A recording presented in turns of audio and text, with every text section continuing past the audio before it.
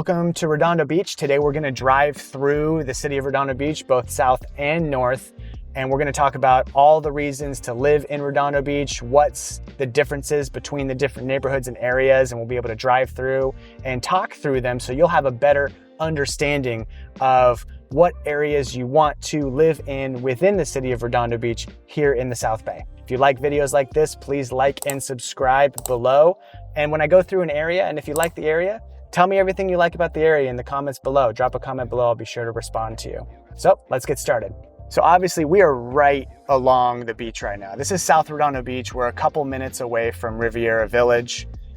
In general, historically, housing prices work off of school districts. School district is the #1 driver for home prices, but also here in California, and especially Southern California in the South Bay, we have proximity to beach as another driver of prices.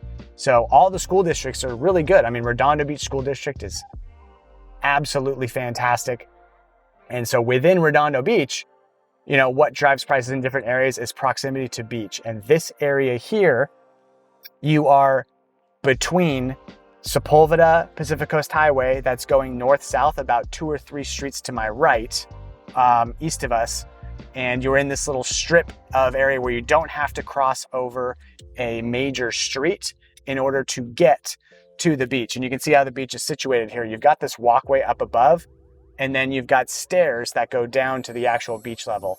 In Redondo Beach, there aren't many homes that are actually on top of the beach.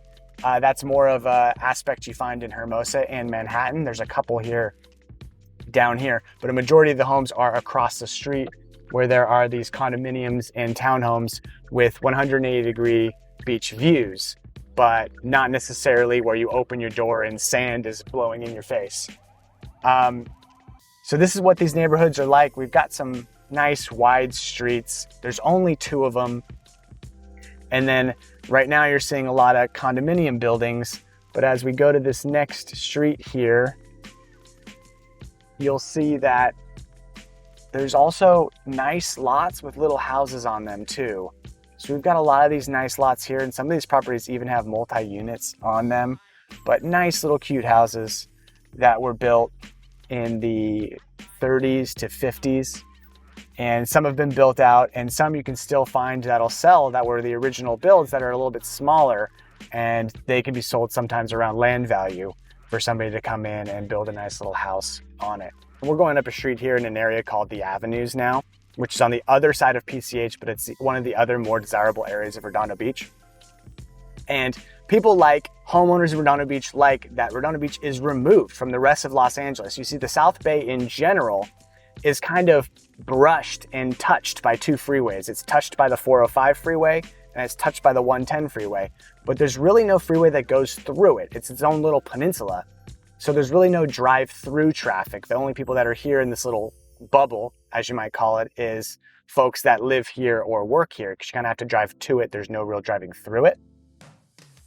And that's what people like about South Redondo Beach, because it's right next to Palos Verdes, as you can see right in front of us right now, where it's pretty far from the nearest freeway in terms of minutes traveled. You have to drive, 10 minutes either west of here, or either 10 minutes either east of here or 10 minutes north of here to get to the nearest freeway at the very least. So because of that, it's kind of secluded, and homeowners really, really like that. They like it when they live in the South Bay, and they like to kind of be away from folks. But in terms of pros and cons of both, those homeowners that move into Redondo Beach that have a job maybe in downtown Los Angeles, or maybe a job in Santa Monica on the west side, commute is a real consideration for them. So in terms of those home buyers buying in Redondo Beach, they might prefer North Redondo Beach to South. They might give up the proximity to the beach in order to get proximity to the rest of Los Angeles. So it could be viewed as a pro and a con depending on how your lifestyle is, what you want, because down here in South Redondo Beach, you can find a lot of what you're looking for in terms of walkability, beach life, in terms of shopping, in terms of nightlife, great restaurants. You can find all of that, and usually, like from right where we are right now, this is the same area we've been going through, or this is the avenues that we're driving through with a little bit bigger lots and a little bit bigger houses. You're only a 10-minute walk from Riviera Village right here. So you're a 10-minute walk from Riviera Village, you're a 10-minute walk from the sand, and as you can see, it's got a really nice neighborhood feel. It's got nice wide streets, tree-lined streets, a little bit wider lots here as well, and then a lot of bigger homes on these streets. And one of the really cool things about this neighborhood, the avenues, is that sometimes they'll shut down one or two of these blocks on major holidays, like July 4th, and they'll have a block party. And some of the homeowners will bring in, bounce houses and have barbecues and things like that. And they'll really do a lot in order to make this neighborhood pop. And look at this beautiful street that we're driving down with these beautiful homes. They enjoy being able to just walk down the neighborhood and relax. And obviously it's a beautiful day outside today. It's almost 70 degrees. What else do you want, right? This is a really nice neighborhood. So this is the avenues. This is in South Redondo Beach, north of Pacific Coast Highway. You can see it on a map. It's a bunch of streets that kind of look diagonally on a map in South Redondo Beach, and they have names like Avenue A, Avenue B, Avenue C, Avenue D. So it's fairly simple to call it the avenues. So let's move here. We're hitting Prospect now. Prospect is the eastern border for the most part, plus or minus like a few houses if you want to. Prospect is the eastern border of South Redondo Beach. Now, there is about a street or two to our right that is east of Prospect that is still Redondo Beach, but it doesn't go too far. It's just a little bit there. So for all intents and purposes, this is the street that you want to talk about as kind of like a border between South Torrance and South Redondo. Redondo Union High School is less than a 5-minute drive from the avenues as well. So where we're going to go next is an area in South Redondo Beach that's a little bit farther east. It's an area that's east of Pacific Coast Highway and west of Prospect. And there's a lot more townhomes in this area. You'll notice that as we're driving through, you're looking and there's a lot more lots that are split to 2 homes on the same lot. And the great thing about this area is that it is just a couple minutes from a couple of the more desirable schools in South Redondo Beach. We've got Alta Vista Elementary School down the street, Paris Middle School, and then Redondo Beach Union High School are all kind of right near each other. And this area that we're going to turn into right now next to Alta Vista Park, this area is really nice. So you'll see Alta Vista Park on our right. Alta Vista Park is a very happening spot. It is a really sweet park. It's got tennis courts, it's got softball fields, it's got soccer fields. It's got just about everything, and I'll drive through it here. Right now you can see, and it's right next to Alta Vista Elementary School, which is a highly rated, award-winning elementary school. So I talked earlier about how school districts are a big driver in home prices and also proximity to the beach, and obviously this has both of them, right? South Redondo Beach, you've got great schools, and then you've got also 10, 15-minute walk or a 10-minute bike ride from the sand. So we drive into Alta Vista Park, you can see some of the baseball fields and softball fields, and then the tennis courts here at the end. And by the way, they also have a community center here that's really great and really easy to rent. I've been to more than a couple first birthday parties and things of that nature, Easter parties right here in this community center next to the tennis courts. So in this area near Alta Vista Park, you get a lot of streets like Guadalupe Avenue, Irena Avenue, a lot of street names that are people names. And that's how to recognize this area a little better if you're looking at a map. But when we go through it, I want to show you the types of homes here, because they're a little different than what we were seeing earlier, or sorry, than what we see next to the beach. So some of these streets now have hillsides that come down to PCH. So some of these homes have nice big ocean views. As you can see, as we're coming down this hill, some of these homes on the side of us will have either a rooftop deck or a floor upstairs with a nice big ocean view. And many homes in these areas are actually built with the reverse floor plan, with the living area on the top floor and the bedrooms downstairs. And that's because they wanted the view to be on the main living area so everybody can enjoy it.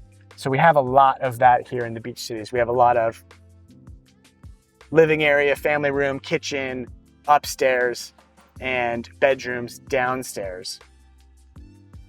But we're back on Pacific Coast Highway. This is the main strip. This street, if you stay on Pacific Coast Highway, turns into Sepulveda, and you can take this street all the way north, all the way up to Malibu, even past Malibu. You can stay on this and take it all the way up to San Francisco if you wanted to. And so now we're going to drive down to Redondo Beach Pier. There's actually some condominiums that are right here that have great ocean views. But you can see as we go down to the pier here that there's parking underground in the pier. And then there's a nice little wharf here where all the ships are, where all the boats are. And then if you rent a boat, you can go out for the day on a boat. You can take little fishing tours if you want. And then you can see here at these buildings, a lot of these condominiums here, they're on Esplanade. If you see condominiums on Esplanade, it's those big buildings there. And if you're on the correct side of the building, you get a 180-degree ocean view. And then there's also a farmer's market here to our right in this grassy area. But there's a park over here and there's a farmer's market in that grassy area weekly. So lots of things to do and walk, lots of bars and restaurants at the pier in South Redondo Beach. So we're gonna stop here near the pier for a second and show that there's really only two streets between the pier and PCH. And this is one of them, and it's lined. You know, these people all have the beach life, right? They're all 5-minute walk from the beach, from the pier. And there's a lot of townhomes here, a lot of townhome complexes. These townhome complexes come in sometimes like 3 on a lot versions, and sometimes they're 10 to 15 units on a lot. And the prices vary, right? So if a 3-unit on a lot where you're only sharing a lot with 1 or 2 other people, you get a little bit higher price than if it's a condominium complex or a townhome complex with 10 units or 12 units or 16 units. It's a little bit more desirable to be kind of by yourself and not in a big community. The way townhome ownership works is you own the interior of the unit and then you own an undivided interest in the common areas. So if you're on 2 buildings on a lot, or say 3 buildings on a lot, it's you own the interior of your unit and then you and the 2 other owners own an undivided interest in the driveway, the condo unit. So generally they just would share an insurance policy between the 3 buildings. And if the buildings, like, you can tell, right? Sometimes the buildings are attached and other times they are not. But either way, since it's clearly 2 buildings on a lot or 3 buildings on a lot, many times those homeowners just take care of their unit. And so even though they don't necessarily own the entirety of their structure, they take care of the structure as if they do. It kind of functions like a single family residence, even though it's 2 townhomes on a lot. That's where you find your really inexpensive HOA fees, because the HOA fee, the only thing they share is the shared insurance policy. Now let's drive down this street. We're right next to Redondo Beach High now. And you can see there's a lot of these 2 on a lot townhomes on both sides of us. This building right here is multiple townhomes. It's going to be 2 units, it looks like. And they're connected. So if you look to our left, you can see this building here, and then there's a building behind it. You see how they look different? And then check down this driveway here. You can see the building in the back. That's one lot with 2 houses on it, 2 families, but that's a 2 on a lot townhomes. That's different from a duplex. A duplex, you would own the entire lot, but it's zoned for 2 families versus having one lot that's owned by 2 owners. So this is another one here. This is multi-units.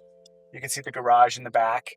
So usually you can look down as you can see garages in the back. There's a lot of these type of units. This is a normal type of thing in South Redondo Beach and North Redondo Beach, where you've got 2 units on one lot. Each unit is owned by a different owner. And those can range anywhere from 1,700 square feet to 2,600 square feet and really be quite large. So once again, with the crooked figure 8 of North Redondo Beach and South Redondo Beach, the pros and cons of each are South Redondo Beach, you're closer to the beach, you're a little bit farther removed from the rest of the South Bay and the rest of Los Angeles. The high school is the same between the two, both go to Redondo Union High School. North Redondo Beach, the streets are in most areas a little bit more narrow. So in South Redondo Beach, you find wider streets, tree-lined streets, parking on both sides. In North Redondo Beach, you'll see that the streets are a little more narrow. The access to the rest of LA is better. However, you're a little bit farther removed from the beach. So it's a little bit of a trade-off. And you usually find for similar properties, it's a little bit more expensive in South Redondo Beach than to be in North Redondo Beach. So 90277 over 90278. But it's marginal. The types of properties differ a little bit too. I've lived in this area my entire life. I grew up next door in Palos Verdes, and then I left for college and I came back. When I started working in real estate, I've lived in Redondo Beach the entirety of that time. And I've lived in both South Redondo Beach and North Redondo Beach. Currently own a home in North Redondo Beach. So this is my favorite place in the world. You know, when you grow up here as a kid, you don't realize how nice it is. But you look outside here, like I can appreciate this today. It's beautiful here. It's beautiful by the beach where we've driven so far today. But like when you grow up here as a kid, you don't realize that. You kind of take it for granted because it's all you know. And then when I left and I went to college, I realized I'm like, wow, not everywhere is as nice as where I grew up. So obviously then I wanted to come back because it's nice here.